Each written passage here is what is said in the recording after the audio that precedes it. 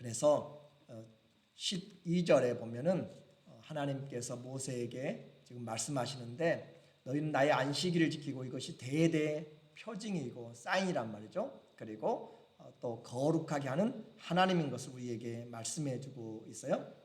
뿐만 아니라 이 안식일에는 생사의 문제가 달려 있습니다. 14절에 너희는 안식일을 지킬지니 이는 너희에게 거룩한 날이 됨이라. 그날을 더럽히는 자는 모두 죽일지니 그날에 일하는 자는 모두 그 백성 중에서 생명이 끊어지리라. 자, 그런데 왜 이렇게 하나님이 마지막 모세에게 40일 동안 계시 성막을 말씀하시고 또 마지막에 이 안식일을 지금 이야기하시는가? 이 율법의 대표적인 계명이 뭐냐면 안식일입니다. 그러니까 율법을 대표적으로 표현하면 안식일이라고 하는 것으로 그렇게 모아지게 되어 있어요. 왜냐하면 안식일에 하나님을 섬기는 날로 정해져 있기 때문에 그래요. 물론 모든 날이 하나님을 섬기는 날이에요. 그러나 이 날은 하나님이 복주기로 예비한 날이고 또 거룩하게 구별한 날이고 하나님의 영광이 선포된 창조의 의미가 있기 때문에 이 날을 지키라라고 함으로써 이 날을 잘 지키면, 자, 안식일을 잘 지키면 하나님을 잘 섬길 수 있는 길이 열리는 것이에요. 그러나 안식일을 잘못 지키면 우리에게 부모의 효도도, 예배가 살아야 부모도 효도하죠. 그렇죠? 내가 하나님 앞에서 살인하지 말라, 간음하지 말라, 도둑질하지 말라, 그 모든 계명들도 하나님을 제대로 잘 섬기면 자동적으로 이루어지는 것이에요. 그렇기 때문에 이 안식일은 율법을 대표하는 것이다. 그래서 예수님이 신약에 오셔가지고 안식일에 일하러 다니고 일하시니까 모든 그 유대인들, 서기관들, 또 랍비, 그 사람들이 무엇을 사두개인들이 이야기했어요? 안식일을 어긴다라고 하면서 안식일 날 잡고 그렇게 트집을 잡았고, 예수님은 부득이 또 안식일에 나가서 그렇게 하시고, 안식일의 싸움이에요. 율법의 대표이기 때문에 그렇습니다. 그러므로 오늘 우리에게 이 안식일을 잘못하면은 생명이 왔다 갔다 한다라고 그렇게 말씀을 우리에게 해주고 있어요. 그러니까 성경은 우리의 인생에 중요한 것이 돈에 있지 않고 건강에 있지 않고 생사가 어디에 있는가? 하나님의 신앙에 있습니다. 그걸 우리가 깨달아야 돼. 하나님의 신앙이 우리의 생사를 움직이는 그것이 하나님의 말씀이다라고 하는 것을 우리가 봐야 돼요. 그만큼 우리의 인생이 바로 하나님 말씀으로 살아가야 될 것을 지금 말하는 것이죠. 자, 이와 같이 이야기하는데 그러면 안식일을 일하는 자는 죽이라고 그러는데 그러면 이 안식일을 위하여서 모든 걸 다 포기하는가? 그게 어떻게 지켜야 되는가? 라고 보니까 15절에 엿새 동안은 일할 것이나 일곱째 날은 큰 안식일이니 여호와께 거룩한 것이라. 계속적으로 지금 거룩한 것이다 라고 이야기하는데 엿새 동안은 열심히 일하라 그래요. 열심히 일하는데 주일날은 안식일은 지켜라 라고 하는 거죠. 그러니까 자, 일하는 목적이 뭐냐면 안식일을 잘 지키기 위한 것입니다. 사이클이에요. 그들의 삶의 그 움직이는 것이 뭐냐면 내가 이렇게 일하고 하나님께서 주신 터전에서 감사하면서 안식일에 가서 하나님의 은혜를 받고 누리고 다시 가서 일하고, 그렇게 해서 우리 삶이 잠을 자잖아요. 사람이 삶을 낮에 일하고 잠을 자고 아침에 일하고 하는 것처럼 우리의 이 세상에서 삶은 이 안식을 사이클로 해가지고 돌아가도록 그렇게 하나님이 하신 거예요. 그래서 안식일에 일하는 자는 반드시 죽일지나, 지금 이 12절부터 시작해서 계속적으로 안식일 잘못 건들면 어떻게 돼요? 죽어요. 그렇죠? 안식일 잘못 건들면 어떻게 돼요? 생명이 끊어져요. 백성 가운데서 끊어져요. 그런 하나님의 말씀을 지금 이야기했어요.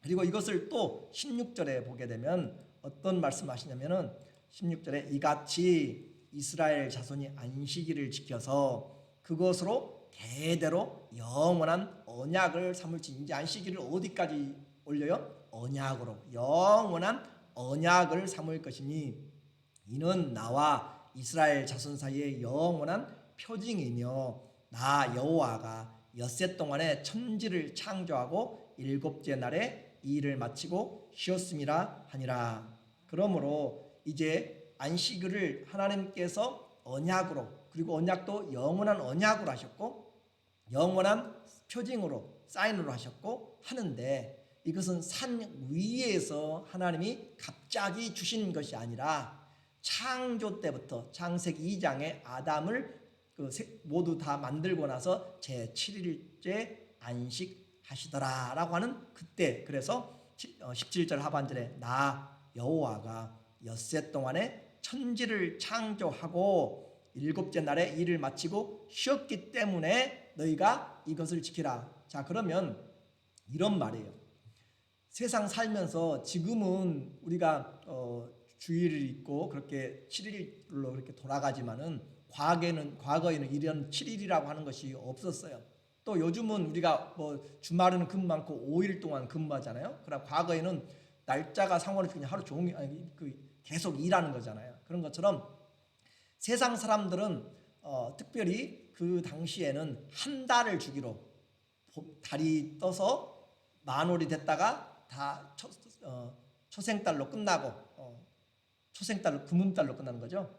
초생달로 시작했다가 그렇게 하는 것처럼 이 달의 사이클로, 한 달의 사이클로 그렇게 돌아가고, 또 아니면은 자연, 봄, 여름, 가을, 겨울의 계절의 사이클로 이렇게 돌아가고 생활이 그렇게 되는데, 하나님께서 이스라엘 민족에게 이 7일을 구별하여 줌으로써 7일째 될 때는 모든 것을 다 놔두고, 모든 걸 다 놔두고 뭘 해야 돼요?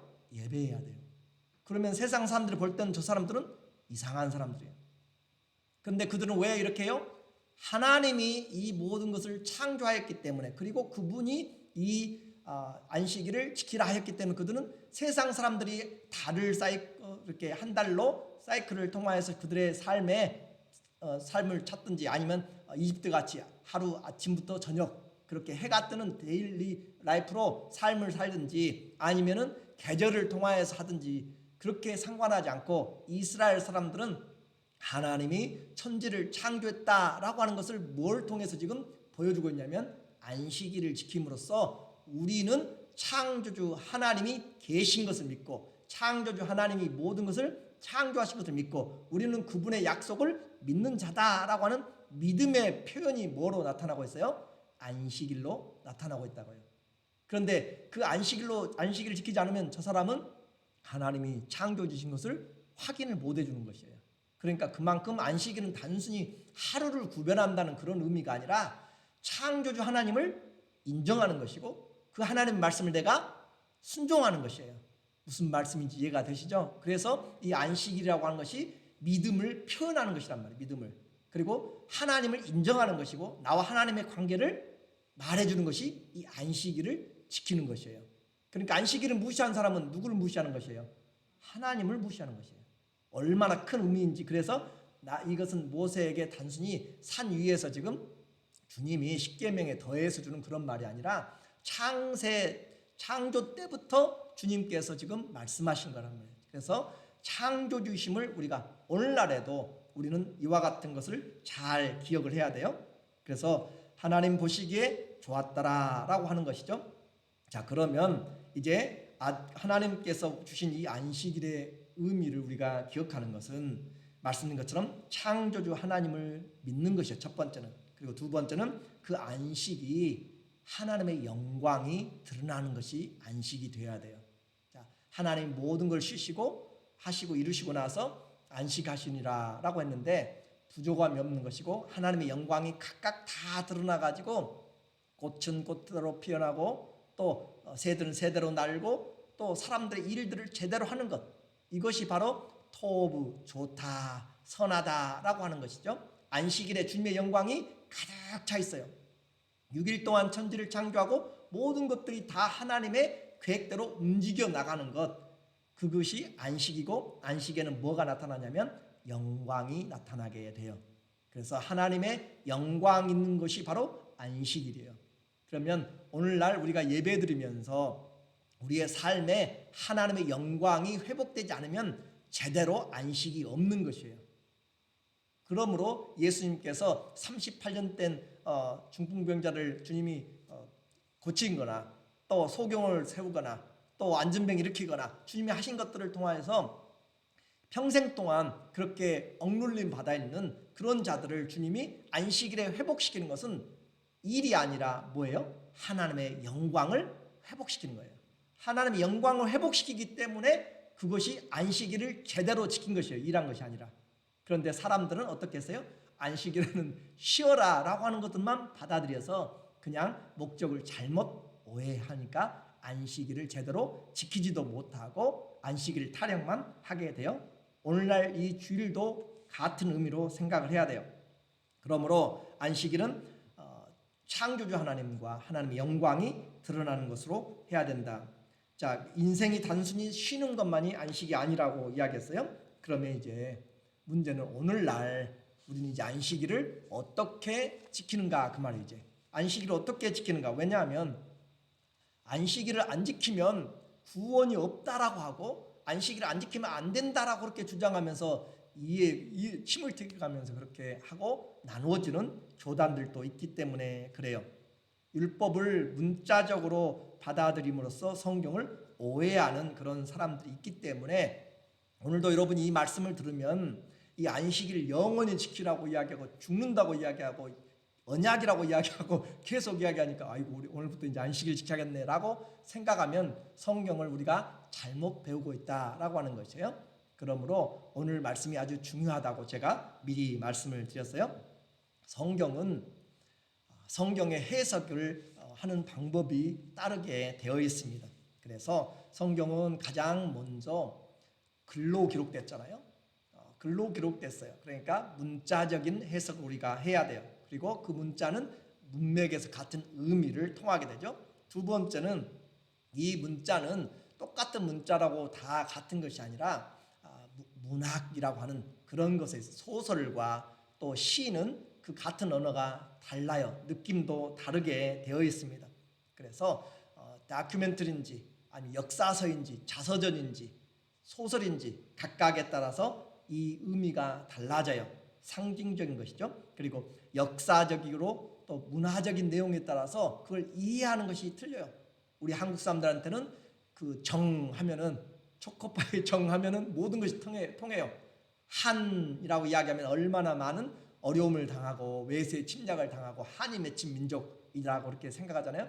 그런데 그 한을 미국 사람들한테 한에 대해서 이야기해봤자 전혀 개념이 같이 느껴지지 않아요. 그러니까 이 성경은 똑같은 단어라 할지라도 의미가 문화적인 차이가 있다면, 역사적인 차이가 있다면 이 사람들이 이스라엘 사람인지 한국 사람인지 어떤 사람인지에 따라서 이 문화에서 차이가 있기 때문에 가장 먼저 이 성경을 받았던 그 사람들의 문화권 안에서 그 언어를 해석을 해줘야 우리가 가장 정확하게 알게 되는 것이에요. 그래서 역사적이고 문화적인 해석을 해줘야 되고 또 마지막으로 영적인 통합적 해석을 해줘야 돼요.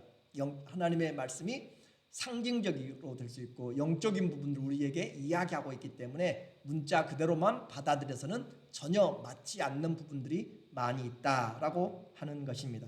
그래서 이와 같은 것을 우리는 잘 기억하면서 해석을 해야 하기 때문에 내 지혜로 하는 것이 아니라 하나님의 성령이 썼기 때문에 성령의 지혜를 받아가지고 연구하고 지혜를 받아서 성령의 지식의 은사와 지혜의 은사들을 말씀의 지혜와 말씀의 지식을 통하여서 우리가 해석하도록 그렇게 자꾸 이야기를 하고 있는 것이에요. 성경의 기록은 아주 중요합니다. 그래서 가장 먼저 우리가 눈으로 보는 것이 글자고 들려지기 때문에 문자적이고 문맥적인 것을 살펴보는 것이 중요한데 그러나 그 문자적인 것에서 끝나버리면 안 된다는 것이죠. 그것이 정확하게 잘 맞고 해결된다면 문제가 없어요. 그런데 창세기에서는 맞는데 출애굽기에서는 안 맞아요. 신약에서는 맞지 않아요. 그러면 우리는 그것을 다시 올바르게 전체적인 맥락에서 그것을 찾아야 된다라고 이야기합니다. 그래서 오늘 이제 이 안식일 문제가 중요하다라고 하는 것이에요. 자, 안식일은 여러분에게 제가 의미를 이야기했어요. 의미를 이야기해서 안식일은 지키는 것인데 하나님이 창조 주신 것과 그리고 그분의 영광이 드러나야 되는데 이것을 영원한 언약이라고 이야기했어요. 영원한 언약이니까 지금도 지켜라 라고 그렇게 이야기한단 말이에요. 그러면 이 영원한 언약이 안식일만 영원한 언약인가? 우리에게 영원한 언약을 또 주님 말씀했어요. 창세기 17장 11절에 보면 너희는 포피를 베라 할례를 말해요. 이것이 나와 너희 사이의 언약의 표징이니. 이것도 할례도 언약이 언약. 그리고 너희의 대대로 모든 남자는 집에서 난 자나 또는 너희 자손이 아니라 이방 사람에게서 돈으로 산 자를 막론하고 난 지 8일 만에 할례를 받을 것이다.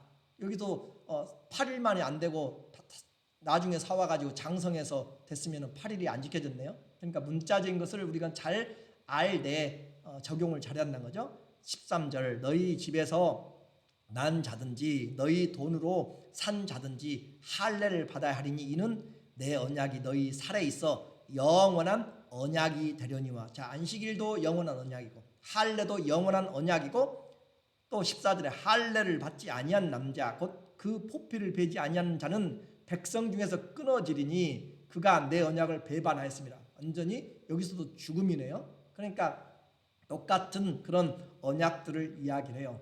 그래요. 아주 중요하기 때문에 그래요. 중요한데 그것을 잘 우리가 깨달아야 된다라고 이야기했죠. 문자가 중요해요. 그런데 그 문자가 갖는 의미가 더 중요하다라고 하는 것을 보아야 돼요. 주님이 말씀하신 것이 바로 산상수훈이잖아요. 그리고 또 예수님이 말씀하신 예수님의 직접적인 가르침은 사복음서에 나타나 있어요. 그런데 그 주님의 말씀 중에서 우리가 잘 이해해야 되는 것이 있어요. 소자는 아주 어린 자예요. 어린아이도 되고 무시당할 만한 그런 사람들, 또 여자들도 마찬가지고 종들도 마찬가지고 사회적인 보호를 받지 못하고 법정의 증인으로 서지도 못하는 그런 약한 사람들, 또 그런 소자들을 향하여서 그들을 실족하게 하면 죄 짓는 자가 되기 때문에 실족해 하면 손발을 찍어내고 영생을 들어가는 것이 낫다라고 이야기하고, 한 눈이 실족해 한 눈을 빼버리고 지옥에 가는 것보다 천국 영생에 얻는 것이 낫다라고 그렇게 이야기해요. 마태복음 18장에 보면은 6절에 예수님 말씀이에요.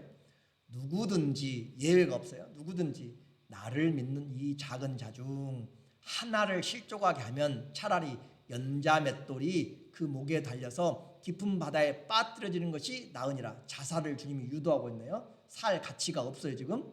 또 실족하게 하는 일들이 있으므로 말미암아 세상에 화가 있도다. 실족하게 하는 일이 없을 수는 없으나 실족하게 하는 그 사람에게는 화가 있도다. 8절 만일 네 손이나 네 발이 너를 범죄하게 하거든 어떻게 하라고 그래요? 찍어버리라고 이야기. 아주 그냥 강한 메시지예요. 내버리라. 장애인이나 다리 저는 자로 영생에 들어가는 것이 두 손과 두 발을 가지고 정상적으로 영원한 불에 던지는 것보다 나으니라. 또 9절 만일 내 눈이 너를 범죄하게 하거든 빼어버리라. 한 눈으로 영생에 들어가는 것이 두 눈을 가지고 지옥불에 던지는 것보다 나으니라. 자, 그러면 이 안식일의 말씀도 문자 그대로 받아야 되고 이 예수님의 말씀도 문자 그대로 받게 된다면 우리는 손과 발로 5번째 죄를 범하면 손발이 하나도 없는 사람이 돼요. 그렇죠? 죄 하나 실족하게 하면 오른손 자르고 또 한 사람 실족하게 하면 왼발 오른발 4번 하면 5번째는 자를 것이 없어요. 눈도 내 눈을 통하여서 내가 실족하고 사람들 무시하고 그렇게 하게 되면 3번째는 우리 눈도 없이 다 봉사들만 있어야 돼요. 그런데 그렇게 하지 않잖아요. 무슨 말씀이냐면은 이것은 우리에게 죄의 심각성을 강조한 문학적인 표현이다라고 그렇게 이야기하는 거죠. 사지를 절단하는 그런 심정으로 죄를 미워하고 다른 사람들을 실족하게 하지 말라라고 하는 그런 강한 것을 지금 이야기를 하는 것이에요. 실족해 하면 내 사지가 떨어져 나간다는 그런 마음으로 내가 죄를 짓지 말라. 꼭 피 흘리기까지 죄와 싸우라라고 하는 그런 말씀이에요. 그래서 이 말을 이제 예수님 말씀으로 딱 바꾸면 어떻게 되냐면은 네 몸과 같이 내 이웃을 사랑하라 그 말이 돼요 이제. 그래서 우리에게 내가 사랑하지 않으면 내 사지가 떨어져 나가는 것 같은 그런 아픔을 누가 겪는 거냐면 주님이 겪어요. 주님이. 그걸 지금 보게 만드는 것이에요. 그래서 네 몸과 같이 내 이웃을 사랑하면 우리는 주님의 계명을 다 이루었다라고 이렇게 표현해요. 그래서 성경은 이런 그 직접적인 자서전적인 또 역사적인 표현이 있고 상징적인 또 시적인 그런 표현들이 있기 때문에 우리는 이 문자적인 것을 중요하게 생각하되 더 중요한 것이 뭐예요? 그 문자들 사이에 있는 문맥에서 행간을 얘기란 말이죠. 행간, 그 의미를 알라라고 하는 것이에요. 예수님도 한번 보세요. 예수님은 하나님의 어린 양이에요. 그렇죠? 예수님이 하나님의 양이고 또 어린 양은 7 눈을 가지고 있어요. 자, 여러분이 하늘에 가서 예수님을 봤는데 예수님이 양인데 7개의 눈을 가지고 있어요. 이거 가까이 가기엔 너무 이상하신 분이잖아요. 그렇죠? 그러니까 우리는 성경을 보면서 왜 이런 표현을 했는가라고 하는 것들을 봐야 된다라고 하는 것이에요. 그래서 성경은 기록된 문자를 중요시하되 그 내용을 왜 이런 표현을 썼는가 그걸 읽을 줄 모르면 그냥 딴 곳을 헤매고 다니는 것이고 잘못 해석을 하는 것이에요. 이 비유의 의도가 무엇인지 말하는 사람의 마음을 모르면 답답하죠. 하나님이 답답해. 하나님이 나는 잘 지킨다고 주일 잘 지킨다고 그렇게 주일 성수한다고 시간 지켜가지고 잘하고 11조 한다고 그 유대인들 얼마나 11조 한다고 열심히 했어요. 그렇죠? 하루 일주일에 2번씩 금식하면서 그렇게 했는데 너희는 나를 사랑하지 않는다. 요한복음 5장 42절 주님이 그냥 한마디로 이야기하시잖아요. 너희는 나를 사랑한 적 없다. 율법을 지킨다고 했는데 결국 그래서 하나님을 사랑하지 않으니까 하나님의 마음도 모르고 하나님의 아들도 십자가에 못 박아 죽인다라고 하는 것이죠. 그리고 성경은 한 곳에서만이 아니라 연결성이 성경 66권이 하나님의 말씀이 하나의 큰 흐름이 있어요. 주제가 있어요. 딱딱 하나라고만 할 수 없지만 하나님의 우리에게 보여주시는 우리는 죄인이고 우리의 구원의 방법은 하나님이 준비하신 메시아를 통하여서 이루어지고 그리고 영원한 하나님의 나라가 임한다고 하는 하나님의 일방적 흐르는 맥이 있단 말이죠. 그래서 그 의미에서 쓰이는 의미가 같아야 된다. 창세기의 구원의 의미가 다르고 또 계시록의 구원의 의미가 다르고 시대마다 달라지고 그러면은 우리는 진리라고 하는 그 하나님 말씀을 우리가 깨달을 수가 없게 됩니다. 그리고 문화적인 이해와 역사적인 이해를 말씀했죠. 성경은 그냥 한 사람이 잡고 며칠 동안에 써낸 것이 아니라 1600년에 거쳐서 구약 성경은 모세부터 기록하여서 말라기까지 그래서 약 1500년, 1100년 정도 되죠. 이제 시간적으로 본다면. 그러나 구약의 한 1500년 정도 시간과 신약이 쓰여지는 약 100년 정도. 그래서 전체적으로 모세 시대부터 사도 요한까지 1600년에 거쳐서 약 40여 명의 사람들이 시대도 다르게 직업도 다르게 모든 것이 다른 상황에서 쓰여졌기 때문에 그런 내용들을 우리가 살펴보는데 그럼에도 불구하고 주제가 하나님의 나라와 또 우리의 구원에 대한 부분이 다 동일하다라고 하는 것이에요. 그래서 구약은 먼저 된 예언이에요. 먼저 된 예언이고 신약은 새로운 예언이에요. 이 구약의 먼저 된 예언의 바로 대표가 모세 율법이에요. 우리가 보고 있는 지금. 그리고 모세 율법의 대표가 뭐라고요? 안식일이다라고 하는 것이에요. 그래서 이 먼저 된 약속인데 이제 새로운 약속이 있어요. 새 언약으로 세워진 약속이 신약이에요. 예수님이 오셔서 우리에게 세우신 약속. 항상 모든 법은 새로운 약속이 먼저가 됩니다. 아니, 새로운 약속이. 왜냐하면 그것을 고치기 때문에 수정하기 때문에 그래요. 그리고 예수님이 바로 법이기 때문에 그렇습니다. 그렇게 해서 구약의 예언은 신약에서 완성이 되게 되어 있어요. 그러니까 신약이 없으면 구약은 완성이 되지 못하는 것이에요. 마찬가지로 신약의 의미를 잘 알려면 구약이 있어야 신약을 보충적으로 알 수가 있는 것이에요. 왜 이것을 주셨는지. 그러므로 지금 모세가 받고 있는 돌판에 새겨서 그렇게 주신 이 십계명은 율법의 대표고 십계명의 대표는 또 안식일이다라고 그렇게 이야기를 했어요. 그렇게 해서 이 율법은 올 먼저 된 예언이기 때문에 나중에 오게 될 새로운 언약의 그림자라고 그렇게 표현을 했습니다. 율법은 완전한 그 언약의 그림자.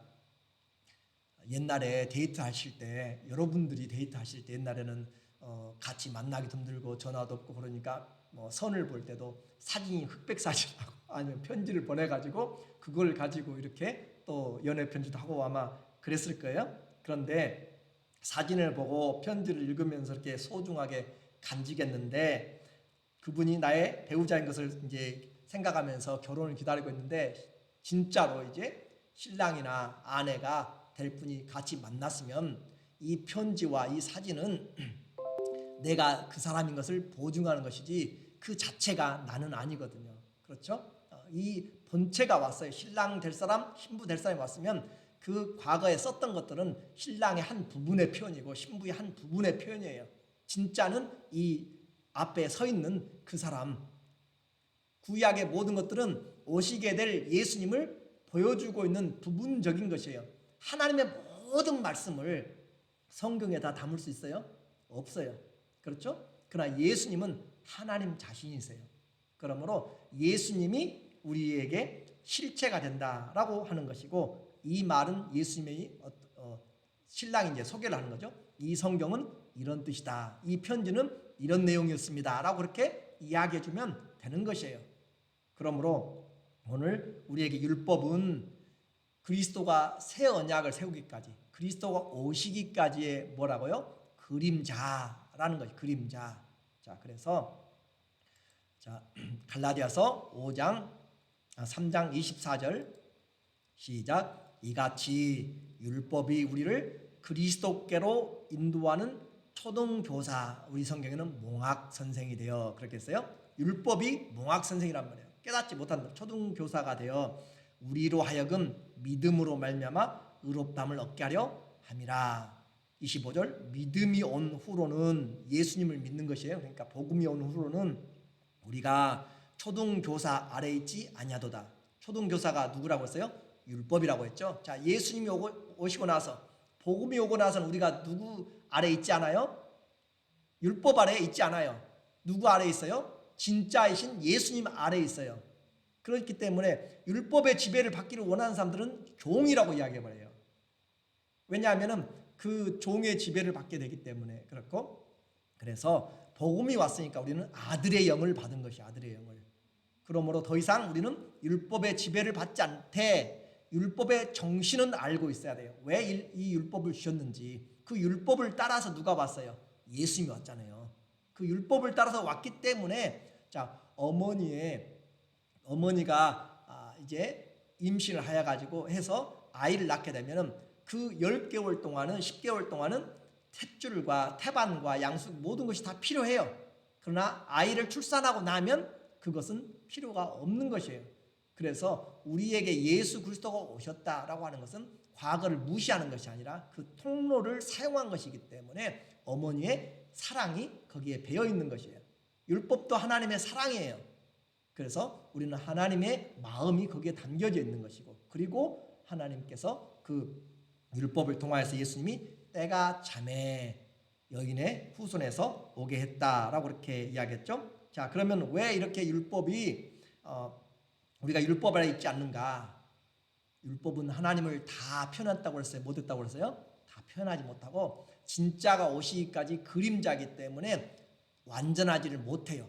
그래서 히브리서 8장 13절 새 언약이라 말씀하셨음에 첫 것이 뭐예요? 율법이에요. 율법은 낡아지게 하는 것이니 낡아지고 쇠하는 것은 없어져 가는 것이라. 율법은 점점 그리스도 안으로 흡수가 되는 것이고 없어져 가고 그리스도가 완성을 시켜버렸어요. 완성을. 시민권을 받은 사람은 영주권이나 또 뭐 다른 비자나 여기에 체류하는 그런 것이 필요가 없어요. 그런 것처럼 10장 1절 히브리서 율법은 장차 올 좋은 일의 그림자일 뿐이요. 장차 올 좋은 일이 뭐예요? 예수 그리스도. 그 말이에요. 참 형상이 아니므로 해마다 늘 드리는 같은 제사로는 나와 오는 자들을 언제나 온전하게 할 수 없느니라. 율법의 한계예요. 절대 율법으로는 온전하게 할 수가 없어요. 그래서 잠시 하나님이 죄를 덮어두신 거예요. 그러나 예수님이 십자가에서 그 모든 죄를 다 담당하심으로써 우리를 깨끗게 하신 것이고, 자 9절에 그 후에 말씀하시기를 보시옵소서. 예수님이 말씀한 거예요. 내가 하나님의 뜻을 행하러 왔나이다 하셨으니 그 첫째 것을 폐하심은 둘째 것을 세우려 하심이라. 첫째 것이 율법이고 둘째 것이 예수 그리스도의 복음이에요. 새 언약이에요. 그래서 율법이 흠이 있기 때문에, 완전하지 못했기 때문에, 제한적이기 때문에 예수님의 완전한 것으로 대체가 되었다라고 이야기를 하고 있습니다.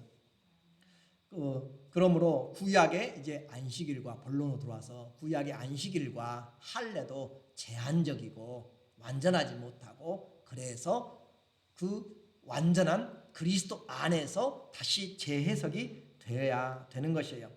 주의 날은 이제 우리가 안식일을 안 지키고 주의 날을 주일로 지키잖아요. 주님이 부활하심으로 율법은, 죽음은 다 끝났어요. 율법은 우리를 정죄하여서 죽이는 것이에요. 그러나 그 예수님이 죽임을 당하시고 안식 후 첫째 날 부활하심으로 새 생명으로 재창조가 된 것입니다. 그러므로 이제 그리스도 안에서 재창조가 되었고, 할례도 생명이신 그리스도와 연합하는 세례가 바로 할례가 된 것이에요. 자, 갈라디아서 6장 15절에 이제 신약에서 이야기하는 것이, 과거의 할례를 영원한 표징이라고 했고 영원한 언약이라고 했고 지키라고 하는데 뭐라고 표현해요? 할례 받는 것이나 할례 안 받는 것이나 아무것도 아니로되 오직 새로 지으심을 받은 것만이 중요하니라. 예수님을 믿는 믿음이 중요하다. 빌립보 3장 3절에 누가 할례 받은 사람인가? 이제 영적인 할례요. 하나님의 성령으로 봉사하며 그리스도 예수로 자랑하고 육체를 신뢰하지 아니하는 우리가 곧 할례파다, 이렇게 얘기해요. 자, 우리가 할례를 받았어 안 받았어요? 여러분 육신적인 할례는 안 받았어요. 그러나 성령으로, 하나님을 믿으면 성령으로 봉사하고 예수 그리스도로 자랑하고, 내 자신의 육체가 아니라 그리스도의 은혜, 성령의 은혜를 내가 사랑하고 신뢰하면 우리가 영적인 할례를, 그렇죠, 우리는 이미 죽었죠. 육신의 생명이 내 안에, 내가 죽고 그리스도가 내 안에 사는 거고, 골로새서 2장 11절 또 그 안에서 너희가 손으로 하지 아니한 할례를 받았으니 곧 육의 몸을 벗는 것이요 그리스도의 할례니라. 정확하게 표현을 해주고 있잖아요. 육체로 과거에는 했지만 이제는 육체의 할례가 아니라 우리는 그리스도의 할례를 받았어요. 그리스도 안에서 우리는 아예 죽어버렸어. 무엇으로? 예수 그리스도를 믿음으로. 세례 받을 때 그리스도의 죽으심과 함께 십자가에서 못 박혀 죽었고, 예수님 부활하실 때 믿음으로 연합하여서 살아나고, 그렇게 함으로써 그리스도의 할례가 우리에게 와 있다 이 말이죠. 12절 너희가 세례로 그리스도와 함께 장사되고 또 죽은 자들 가운데서 그를 일으키신 하나님의 역사를 믿음으로 말미암아 그 안에서 함께 일으키심을 받았느니라. 자, 구약의 모든 것들은 신약으로 이어져야만 완성이 되는 것이고, 그 신약의 완성이 바로 누구라고 했어요? 예수 그리스도입니다. 그래서 예수 그리스도를 우리가 정확하게 보지 않으면 안 돼요.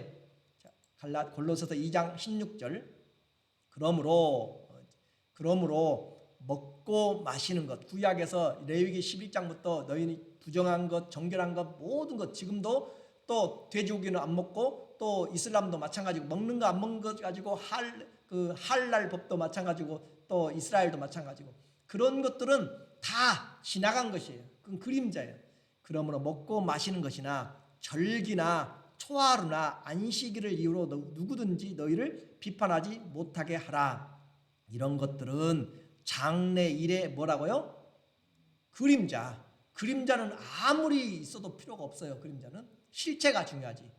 실체가 없으면 그림자도 없는 것이죠. 그래서 몸은 그리스도의 것이니라. 진짜는 그리스도다 이 말이에요. 진짜는 그리스도가 진짜다. 그러므로 진짜가 왔으면 이제는 실체를 쫓아서 나는 안식일을 지켜야 돼, 나는 할례를 해야 돼 해서는 안 된다는 것이에요. 그림자를 붙잡고 우리가 할 수가 없어요. 그림자는 햇빛에 따라서 늘어났다가 줄어들었다고, 또 빛이 없으면 없어지는 것이에요. 우리는 그림자로 사는 것이 아니라 본체 몸으로 사는데 그 몸이 뭐라고요?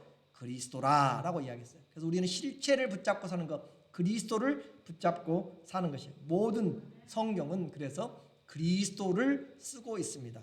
요한복음 5장 39절 여러분 같이 시작. 너희가 성경에서 영생을 얻을 줄 생각하고 성경을 연구하거니와 이 성경이 곧 내게 대하여서 증언하는 것이라. 예수님에 대해서 증언해요.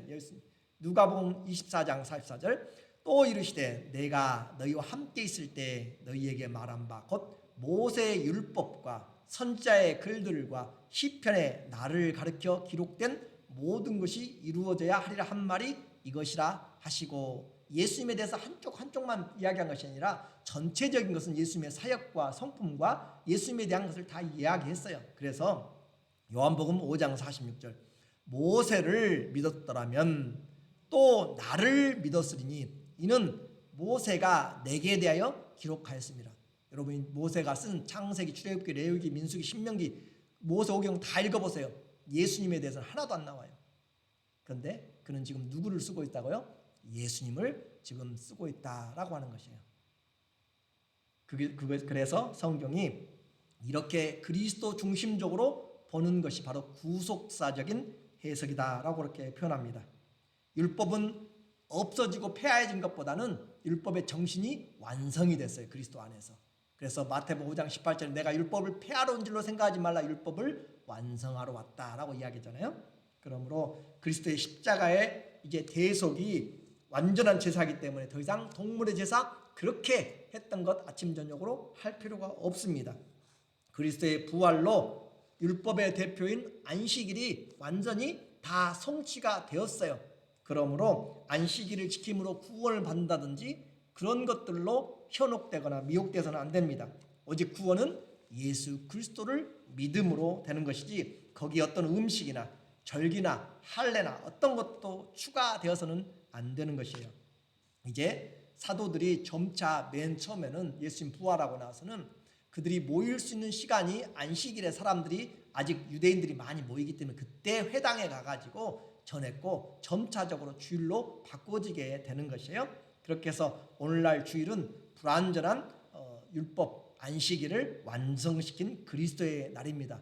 자, 그래서 요한복음 20장 19절에 이날 곧 안식 후 첫날이 주일이에요. 안식 후 첫날 주일에 저녁에 제자들이 유대인들을 두려워하여 모인 곳에 문들을 닫았더니 예수께서 오사 가운데 서서 이르시되 너희에게 평강이 있을지어다. 주님의 부활과 또 고린도전서 16장 2절에 매주 첫날이 바로 주일이에요. 첫날에 너희 각 사람이 수입에 따라 모아두어서 내가 갈 때 연보를 하지 않게 하라. 예배가 바로 주일에 드려지고 있음을 이야기해요.